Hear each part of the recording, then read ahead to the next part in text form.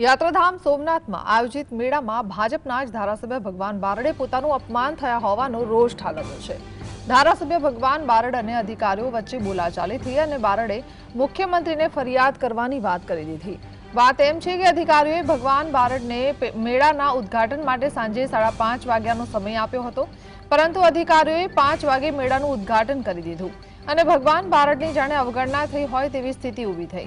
આ મામલે બોલાચાલી કરતા બારડે અધિકારીઓને કહ્યું કે મને ન બોલાવો હોય તો ન પાડી દેવી હતી। આજથી સોમનાથના મેળાનો પ્રારંભ થયો છે। મહત્વનું છે કે ભગવાન બારડ કોંગ્રેસ છોડી ભાજપમાં આવ્યા છે।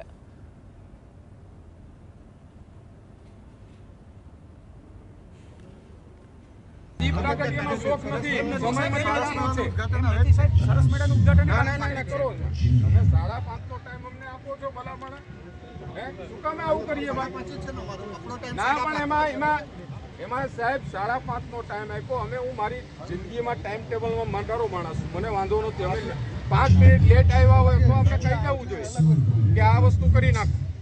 આપણે કરવાનું બાકી છે। બિલકુલ અમને બિલકુલ શોખ નથી, બિલકુલ નહીં। અમે સોમનાથ દાદાની લાગણીને માન આપીને જ કરીએ છીએ।